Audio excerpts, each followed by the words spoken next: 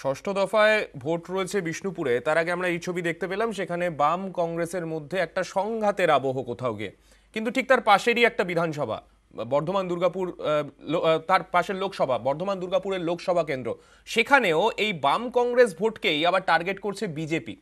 তৃণমূল বিরোধী ভোট টানতে এবার মরিয়া পদ্ম শিবির। বর্ধমান দুর্গাপুরের বিজেপি প্রার্থী দিলীপ ঘোষের মন্তব্য, আর তাকে ঘিরেই এই প্রশ্নটাই কিন্তু বারবার সামনে আসছে। আমি আবেদন করব আমার কংগ্রেস আর সিপিএম এর বন্ধুদের কাছে, যারা ভোটার তাদের বলবো আপনারা মোদির সঙ্গে থাকুন, মোদির হাত শক্ত করুন। এই বিজেপি আজকে সিপিএম আর কংগ্রেসের হাত ধরেছে কেন? ওরা চায় সংখ্যালঘু ভোটটা কংগ্রেস আর সিপিএম নিয়ে নিক, যাতে তৃণমূল জিততে না পারে। আর তৃণমূল ছাড়া ওরা কাউকে ভয় পায় না। আর বাংলায় জেনে রাখবেন, আমাদের সাথে সিপিএম এর কোনো সম্পর্ক নেই। দিলীপ ঘোষের অবশ্য অন্য ব্যাখ্যা। জন্য আজকে টিএমসি এখানে রাজত্ব করছে। ওই ডাকাতগুলোকে আমি দোষ দিই, আপনারা হাত ধরে বসিয়েছেন, আপনাদের দায়িত্ব আছে এদেরকে তাড়াবার।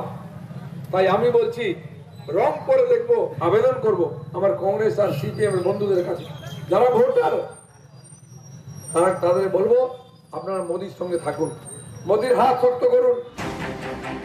2019-এ বিজেপি 2 থেকে 18 হয়। অনেকের মতে বামের ভোট রামে যাওয়াতেই বিজেপির এরকম উত্থান হয়েছিল। ভোটের ফলেও এটা স্পষ্ট। 2016-র বিধানসভা ভোটে বামেরা পায় 25.7% ভোট।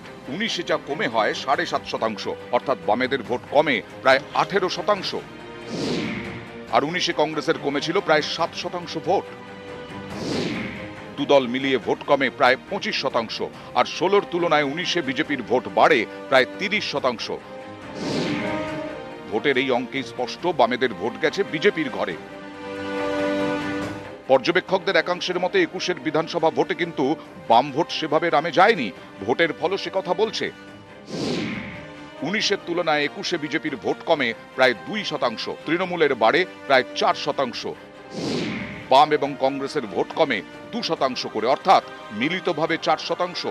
পর্যবেক্ষকদের মতে বাম কংগ্রেসের এই 4% ভোটের বেশিরভাগটাই গেছে তৃণমূলে। ফলে 19-এর তুলনায় 21-এ তৃণমূলের ভোট বেড়েছে আর বিজেপির কমেছে।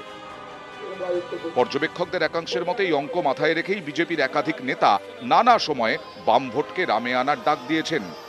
যেখানে যেখানে বামপন্থী ভাইদের যত পার্টি অফিস রয়েছে তৃণমূল কংগ্রেস দখল করেছে, তারা উদ্ধার করতে না পারলে নির্বাচনের ফল প্রকাশের পর ভারতীয় জনতা পার্টি সেই সব পার্টি অফিস উদ্ধার করে বামপন্থী ভাইদের হাতে তুলে দেবে।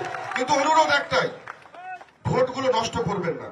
যেখানে ভোট দিলে আপনাদের ভোটটি কাজে লাগবে, যেখানে ভোট দিলে বাংলায় গণতন্ত্র ফিরবে, আপনাদের ভোট সেখানে দেবেন। পর্যবেক্ষকদের একাংশের মতে বাংলার পদ্ম শিবির ভালোই বুঝতে পারছে কংগ্রেস ও বামের ভোট রামে না টানা গেলে তৃণমূলকে ধাক্কা দেওয়া কঠিন। তাই বারবার তারা সরব হচ্ছেন। আমি আবেদন করব আমার কংগ্রেস আর সিপিএম এর বন্ধুদের কাছে, যারা ভোটার তাদের বলবো আপনারা মোদির সঙ্গে থাকুন, মোদির হাত শক্ত করুন। এই বিজেপি আজকে সিপিএম আর কংগ্রেসের হাত ধরেছে কেন? ওরা চায় সংখ্যালঘু ভোটটা কংগ্রেস আর সিপিএম নিয়ে নিক, যাতে তৃণমূল জিততে না পারে। আর তৃণমূল ছাড়া ওরা কাউকে ভয় পায় না। যে দিলীপ ঘোষরা বলছিল যে লাল ঝান্ডার অস্তিত্ব রাখা হবে না, হঠাৎ তাদের লাল ঝান্ডার প্রতি এই আহ্বান, এটা না করে বরঞ্চ পারলে বিজেপি কর্মীদের কাছে আহ্বান করুক যে তারা সবাই বিজেপিকে কি ভোট দিচ্ছে। তৃণমূলও ভয়ে আত্মনাদ করছে, দিলীপ ঘোষও ভয়ে আত্মনাদ করে এখন আহ্বান জানাতে শুরু করেছে। নিউজ 18 বাংলা।